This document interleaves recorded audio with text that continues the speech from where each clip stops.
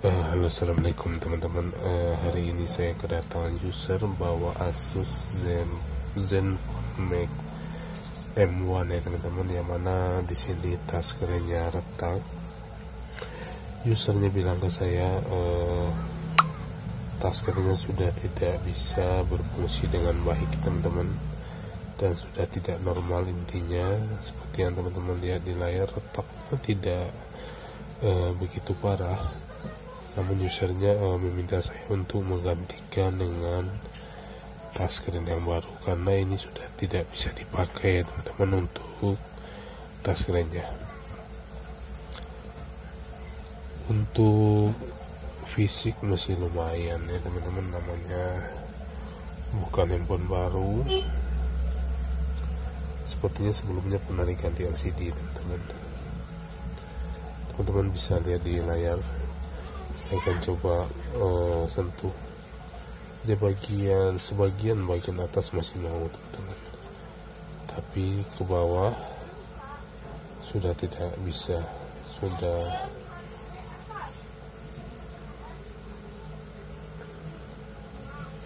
tidak bisa untuk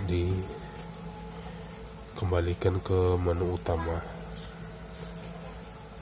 Saya akan lanjut dulu untuk bongkar handphonenya teman-teman. Saya akan lanjut untuk matikan handphonenya terlebih dahulu teman-teman. Semoga saja masih bisa untuk dimatikan.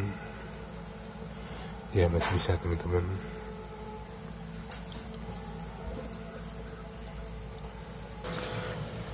Saya akan lanjut untuk lepaskan slot SIM tray-nya teman-teman.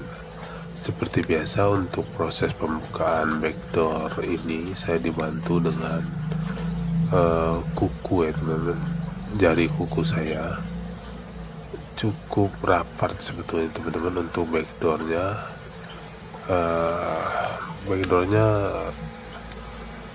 terbuat dari aluminium kalau nggak salah ya teman-teman, tidak dari plastik.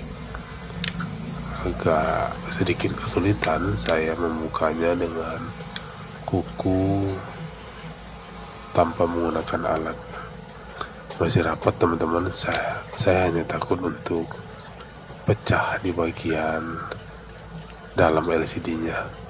Terbuka teman-teman, alhamdulillah dimudahkan untuk membukanya. Setelahnya saya akan lanjut untuk lepaskan keseluruhan teman-teman. Saya akan lanjut untuk lepaskan baterainya terlebih dahulu teman-teman, karena fleksibel LCD-nya berada di bagian bawah baterai ya teman-teman. Seperti biasa untuk melepaskan baterainya saya dibantu dengan plastik mica yang biasa ditemukan di saat pembelian kaca tanpa kelas ya teman-teman. Saya akan lanjut untuk lepaskan untuk fleksibel LCD dan papan charger teman-teman. Saya akan lanjut untuk lepaskan baut skrupnya yang ada di mesin satu persatu teman-teman. Untuk touchscreen Asus M1 Plus ini sepertinya berada di bagian bawah LCD teman-teman. Saya tidak melihat untuk songket touchscreen-nya berada di bagian mesin. Saya akan lanjut untuk angkat atau lepaskan mesinnya teman-teman, untuk menghindari resiko ya teman-teman, resiko kerusakan pada mesin. Cukup rapat teman-teman untuk mesinnya, menempel di frame seperti handphone yang belum pernah dibongkar sama sekali. Agak kesulitan saya sebetulnya untuk melepaskan mesin dari framenya, padahal handphone sudah tidak tersegel baut ya teman-teman. Menurut saya handphone ini pernah dibongkar sebelumnya, mungkin pada user sebelumnya pernah diganti LCD teman-teman. Saya akan lanjut untuk angkat mesin teman-teman. Alhamdulillah terangkat. Setelahnya saya akan lanjut untuk lepaskan bezel bawah beserta papan chargernya teman-teman. Saya ingin memastikan apakah touchscreen Asus M1 ini berada di bagian bawah. Ternyata tidak, teman-teman, tidak ada untuk soket touchscreen ini berada di bagian bawah. Saya akan pasang kembali untuk bezelnya atau speakernya. Sepertinya benar, teman-teman, berada di bagian bawah LCD untuk touchscreen Asus M1 Plus ini, teman-teman. Semoga saja berjalan dengan lancar, teman-teman. Setelah saya konfirmasi ke tempat spare part yang terdekat di kota saya, teman-teman, ternyata touchscreen Asus M1 ini kosong, teman-teman. Tidak ada di tempat spare part tempat biasa saya membeli untuk jenis LCD dan touchscreen. Adapun berada agak jauh, teman-teman, dari lokasi saya putuskan untuk memesan touchscreen Asus M1 Plus ini melalui online, ya, teman-teman. Saya akan berikan thinner sedikit, teman-teman, pada bagian bawah fleksibel touchscreen, karena fleksibel touchscreen berada di bagian bawah LCD, ya, teman-teman, untuk menghindari sobek pada bagian LCD-nya, teman-teman. Semoga saja untuk proses ini dimudahkan dan dilancarkan, teman-teman. Untuk pemesanan melalui online, teman-teman, yang pertama, saya tidak tahu touchscreen akan berfungsi dengan baik dan normal. Semoga saja berfungsi dengan baik, teman-teman. Seperti biasa, teman-teman, saya akan tes kembali LCD yang baru saja saya lepaskan dari frame-nya, teman-teman, apakah masih tampil dengan baik. Alhamdulillah, teman-teman, untuk LCD masih tampil dengan baik. Sebetulnya, teman-teman, pada saat proses saya untuk melepaskan LCD dari frame ini lama sebetulnya, teman-teman. Namun saya tidak ambil gambar, teman-teman, untuk proses pelepasan LCD dari frame-nya, karena LCD ini dilem di bagian bawahnya dengan double tip, teman-teman. Makanya saya tidak ambil gambar karena durasinya cukup lama. Saya akan lanjut untuk belah atau pisahkan LCD dari touchscreen-nya, teman-teman. Seperti biasa, untuk kawat pemisah LCD dan touchscreen saya gunakan dengan ketebalan 0,10 mili, ya, teman-teman. Dan saya dibantu untuk berpegangan untuk kawatnya dengan bekas gagang sikat gigi bekas, teman-teman. Saya akan lanjut untuk belah touchscreen-nya, teman-teman, dan semoga saja dalam proses ini dimudahkan, ya, teman-teman, tidak pecah pada bagian LCD-nya. Yang mana di sini user hanya meminta saya untuk menggantikan atau memisahkan touchscreen yang lama dan mengganti dengan touchscreen yang baru, teman-teman. Untuk touchscreen sudah saya pesan, teman-teman, melalui online, salah satu market online yang tempat biasa saya memesan untuk touchscreen yang saya tidak dapati melalui offline, teman-teman. Hampir sedikit lagi sampai di bawah, teman-teman. Selesai, teman-teman, untuk proses pemisahan atau pembelahan LCD dari touchscreen-nya, teman-teman. Saya akan lanjut untuk pisahkan kembali LCD yang masih menempel dari touchscreen-nya, teman-teman. Seperti biasa, saya dibantu dengan plastik mika, ya, teman-teman. Setelahnya saya akan lanjut untuk bersihkan sisa lem OK yang menempel di LCD-nya, teman-teman. video ini cukup lama teman-teman. Terima kasih kepada teman-teman yang telah sabar untuk menontonnya. Semoga saja video ini bisa bermanfaat untuk teman-teman dimanapun berada. Seperti biasa teman-teman, saya untuk membersihkan sisa lem OK di LCD, saya dibantu dengan thinner ya teman-teman. Nanti saya akan coba untuk bersihkan dengan thinner. Dan setelah saya bersihkan dengan thinner teman-teman, ternyata saya mengenai bagian Polaris LCD di bagian atas teman-teman. Teman-teman bisa lihat itu di bagian atas meleset sedikit untuk kawat pemisah touchscreen saya ke dalam Polaris LCD. Terpaksa teman-teman, saya akan lanjut untuk lepaskan Polaris LCD-nya dan menggantinya dengan yang baru teman-teman. Mau tidak mau, karena tidak akan mulus sebetulnya teman-teman kalau saya tidak ganti untuk Polaris. Yang saya tunjuk itu teman-teman, itu adalah bekas saya teteskan dengan thinner dan saya bersihkan dengan tisu. Saya gosok dengan tisu teman-teman. Namun Polarisnya terkikis. Mungkin teman-teman bisa lihat terkikis oleh thinner teman-teman. Saya tidak tahu ini Polarisnya kenapa, namun saya sudah 2 kali untuk mengalami pada LCD yang KW teman-teman. Selesai teman-teman, saya melepaskan Polaris LCD-nya, yang mana tadi saya pada saat melakukan pembelahan pada touchscreen saya mengenai Polaris LCD, namun saya kena jebakan teman-teman.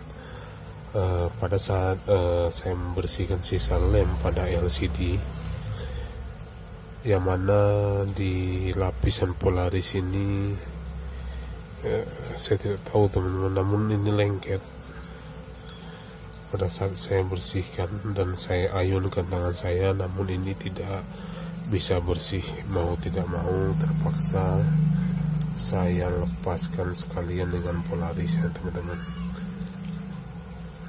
Tapi mohon maaf, pada saat proses saya melepaskan Polaris pada LCD, saya tidak ambil gambar ya teman-teman. Durasinya cukup lama.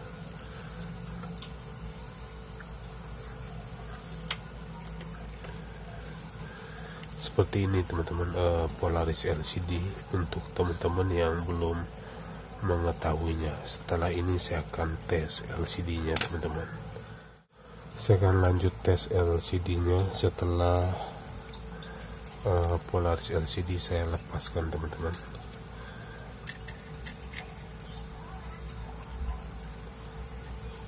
Semoga masalahnya selesai sampai di Polaris ya teman-teman.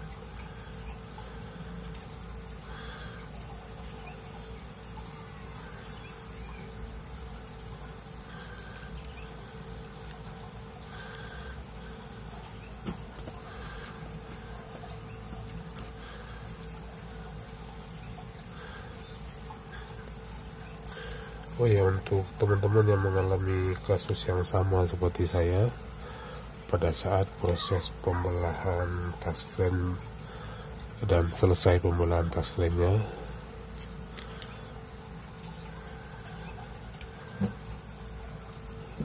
namun pada saat proses pembersihan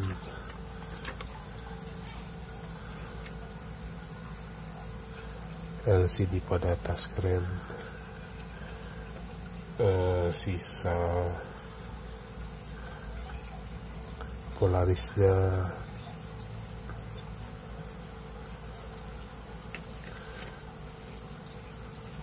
sisa lem pada Polarisnya maksud saya menempel pada tisu pembersih. Teman-teman bisa lihat untuk warnanya.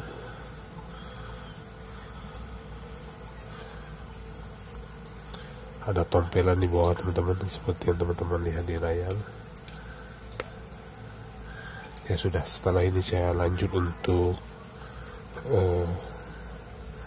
melakukan pembelian touchscreen-nya teman-teman. Setelah LCD saya bersihkan dari sisa lem teman-teman, ini adalah Polaris LCD yang sudah saya potong dan saya persisihkan lebarnya dengan LCD. Namun Polaris ini teman-teman sebetulnya terbalik untuk posisi lemnya, yang mana seharusnya Polaris LCD posisi lemnya yang benar berada di bagian bawah arah LCD teman-teman. Namun ini tidak, berada di bagian atas untuk posisi lemnya, yang mana arah lemnya ke bagian touchscreen teman-teman. Terpaksa di sini Polarisnya tidak saya lepaskan untuk lemnya, dan saya ukur dengan presisi Polaris LCD-nya, dan saya coba paskan lebar dan panjangnya. Saya langsung tempel teman-teman ke bagian LCD. Ini touchscreen yang saya pesan melalui online ya teman-teman. Semoga saja tidak ada masalah dan berfungsi dengan baik dan normal. Panjang sebetulnya teman-teman durasi video ini. Ada sebagian yang saya percepat dan ada sebagian yang saya tidak ambil gambar teman-teman. Semoga saja teman-teman tidak bosan pada saat menontonnya, dan semoga bermanfaat teman-teman video ini untuk teman-teman yang mengalami kasus yang sama seperti saya. Boleh teman-teman atau mohon komentar di bawah teman-teman. Semoga saja ada solusi yang lebih baik teman-teman. Semoga saja tidak terjadi lagi untuk yang kesekian kalinya teman-teman. Saya akan lanjut untuk berikan lem pada frame LCD teman-teman. Seperti biasa, lem LCD yang saya gunakan warna hitam dengan merek T7000 ya teman-teman. Dan lagi-lagi proses ini harus saya percepat teman-teman. Mau tidak mau saya percepat karena durasinya sangat panjang teman-teman. Selesai saya melakukan proses pemberian lem pada frame LCD teman-teman. Seperti biasa, saya ratakan pinggiran frame yang sudah saya berikan lem dengan pinset teman-teman, supaya lem LCD-nya tidak memasuki ke dalam atau tidak masuk ke dalam LCD teman-teman. Setelah dirasa cukup teman-teman, saya akan lanjut untuk pasang LCD-nya dan presisikan untuk touchscreen-nya ke bagian frame LCD teman-teman. Hati-hati untuk proses penempelan LCD dan touchscreen yang baru ini teman-teman, karena rentan sekali untuk retak. Jangan terlalu menekan. Saya akan lanjut untuk nyalakan apakah masih tampil dengan baik. Seperti yang teman-teman lihat di layar, ada pelangi di matamu teman-teman di bagian layarnya, karena untuk pelapis Polaris LCD-nya saya tidak lepas teman-teman, karena posisi lem Polaris LCD-nya terbalik ya teman-teman. Kalau saya lepas plastik pelapis Polarisnya, LCD-nya tidak bisa rapi teman-teman, dan akan ada seperti bagian kaca yang menempel tapi tidak merata teman-teman. Saya tidak gunakan lem Oka dalam proses ini teman-teman. Saya akan lanjut untuk berikan karet dan presisikan touchscreen ke bagian frame LCD teman-teman. Saya akan lanjut untuk karet keseluruhannya teman-teman. Seperti biasa, saya dimudahkan dengan karet gelang yang banyak kita jumpai di dapur kita atau di dapur mama ya teman-teman. cukup pedas ini teman-teman untuk karetnya. Namun harap berhati-hati untuk teman-teman yang pemula. Hati-hati pada saat proses pengaretan ini teman-teman, karena sangat rentan sekali untuk pecah. Akan sia-sia rasanya pada saat proses pengaretan ini dan terjadi pecah teman-teman. Hampir selesai teman-teman saya mengaretinya. Setelahnya saya akan menunggu lemnya kering kurang lebih 1 jaman teman-teman, mungkin bisa lebih dari 1 jam. Saya rasa cukup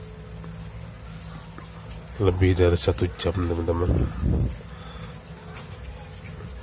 Saya rasa lemnya sudah mulai mengering.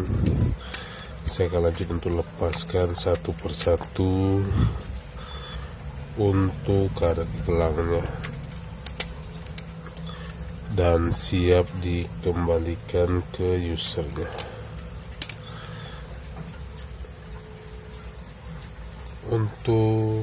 Untuk kamera belakang saya sengaja lepaskan ya teman-teman,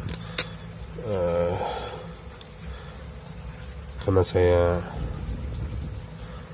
menjaga supaya kameranya tidak tertarik oleh karet pada saat saya